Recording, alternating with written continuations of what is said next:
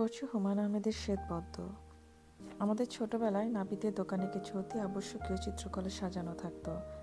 এমন কোনো নাপিতের দোকান ছিল না যেখানে 1 তীরবিদ্ধ বোররাকের ছবি, 2 ক্ষুদিরামের ফাঁসির ছবি, 3 তাজমহলের ফ্রেমে বাঁধানো ছবি না ঝুলত।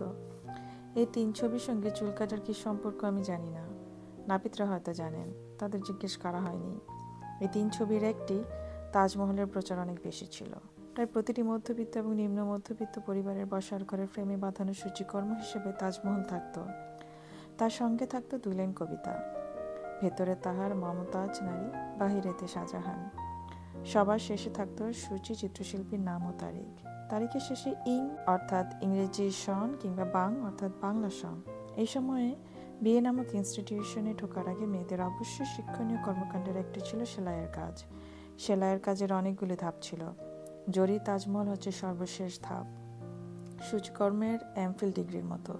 মেয়ে দেখতে এসে মুরব্বীরা এক পর্যায়ে বলতেন, কই তাজমহলটা দেখি। রূপালী জরির একটা তাজমহল আমার মাও বানিয়েছিলেন, কবিতা সহ। সেই তাজমহল দীর্ঘদিন আমাদের বসার ঘরে রবীন্দ্রনাথের ছবির পাশে শোভা পেয়েছে। মার তাজমহল দেখে আমি তাজমহলের প্রতি উৎসাহ হারিয়ে ফেলি। এটাকে পৃথিবীর 7ম আশ্চর্য কেন বলা হয় কিছুই বুঝতে পারি না। মসজিদের মতো একটা দালান সুন্দর হলেই বা কতটা সুন্দর হবে, যেমন মস্কোর ঘণ্টা, এটিও 7ম আশ্চর্যের এক আশ্চর্য। ব্যাপার হচ্ছে একটা ঘণ্টা বড় হলেও সে ঘণ্টাই, তার সামনে গিয়ে হা করে দাঁড়িয়ে থাকার কি থাকতে পারে। এর চেয়ে ব্যাবিলনের শূন্যোদ্যানকে অনেক আকর্ষণীয় মনে হয়। নাম শুনলেই মনে হয় চমৎকার একটা বাগান আকাশে ঝুলছে। ব্যাবিলনের শূন্যোদ্যান দেখতে যাওয়া যেতে পারে, কিন্তু তাজমহল না। লেবু কচলে তিতা বানানোর ব্যাপার তাজমহলের ক্ষেত্রে ঘটেছে। ছবি এঁকে, কবিতা লিখে, গান লিখে তাজমহলকে শুধু যে তিতা বানানো হয়েছে তাই না, যজ্ঞ তিতা বানানো হয়েছে। মজার ব্যাপার হচ্ছে অধিকাংশ কবি তাজমহল নিয়ে কবিতা লিখেছেন তাজমহল না দেখেই। এর মধ্যে আছেন কবি রবীন্দ্রনাথ। তাজমহল না দেখেই তিনি যে কবিতা লিখলেন তার নাম তাজমহল। তবে তার অতি বিখ্যাত কবিতা শাহজাহান অবশ্যই তাজমহল দেখার পরে লেখা। পূর্ণেন্দু পুত্রী সাহিত্যের তাজমহল। কবিতায় তাজমহল নিয়ে এত যে উচ্ছ্বাস, এত যে লেখালেখি, তার সবটাই প্রেম বিরহ নিয়ে। তাজমহলের সৌন্দর্য নিয়ে কাউকে তেমন মাথা ঘামাতে দেখা যায়নি। তাজমহলের সৌন্দর্য হয়তো তাদের আকৃষ্ট করেনি, তাজমহলে প্রেমের মিথটাই তাদের আকৃষ্ট করেছে। যারা তাজমহল দেখেছেন তারা সবাই যে মুগ্ধ হয়ে আহা উহু করেছেন তা না, অনেকের কাছেই ভালো লাগেনি। অনেকের মধ্যে একজন হলেন রুইয়ার্ড কিপলিং, নোবেল পুরস্কার বিজয়ী কথাশিল্পী। অন্যজনও অতি বিখ্যাত মানুষ, অ্যালডোস হাক্সলি। তিনি বলেন, the Taj was A disappointment. তারপরে প্রতি বছর পৃথিবীর নানান প্রান্ত থেকে লক্ষ লক্ষ মানুষ এসে জড়ো হয়। তারা ফিরে যায়, তাদের মধ্যে একদল আবার আসে। অনেকে নেশা ধরে যায়, ঘুরে ঘুরে আসতেই থাকে। এমন একজন হলেন নর্থ ড্যাকোটায় আমি যে বাড়িতে থাকতাম তার বাড়িওলি। মহিলার বয়স 80-র উপরে। তিনি এ পর্যন্ত 4 বার তাজ দেখেছেন, আবারও যাবার ইচ্ছা। আমি তাজের এত কাছাকাছি থেকেও তাজ দেখিনি শুনে তিনি এমনভাবে আমার দিকে তাকালেন যেন আমি প্রস্তর যুগের একজন মানুষ, পিকিং ম্যান। তিনি প্রায় ধমক দেবার মতো বললেন, দেখনি কেন? আমি বিনীত ভঙ্গিতে বললাম, যেতে ইচ্ছে করেনি। কেন দেখতে ইচ্ছে করেনি? আমি তাজমহল সম্পর্কে এত শুনেছি যে দেখতে ইচ্ছা করে না। আমার নিজের কল্পনায় একটা তাজমহল আছে, সে তাজমহল বাস্তবের চেয়ে সুন্দর বলে আমার ধারণা। বুড়ি বলল, খুব ভুল বললে, বাস্তবে তাজমহল তোমার কল্পনার চেয়ে অনেক সুন্দর। আমি বললাম, কি করে বলছো? আমার কল্পনা তাজমহল তো তুমি দেখোনি। আমি অনুমান করতে পারি। তুমি আমার উপদেশ শোনো, একবার দেখে আসো। আচ্ছা, সময় পেলে এবং সুযোগ পেলে যাব। সময় সুযোগ 2ই পেয়েছিলাম, দেখতে ইচ্ছে করলো না। 2 বার খুব কাছ থেকে দিল্লি ঘুরে এসেছি। ট্রেনে চেপে ঘন্টা 2-এর মধ্যে আগ্রা যাওয়া যায়। যেতে ইচ্ছে করলো না। আমি আমার কল্পনা নষ্ট করতে চাই না। কল্পনা নষ্ট হলে আঘাত পেতে হয়। চীনের মহাপ্রাচীর দেখেই কষ্ট পেয়েছিলাম।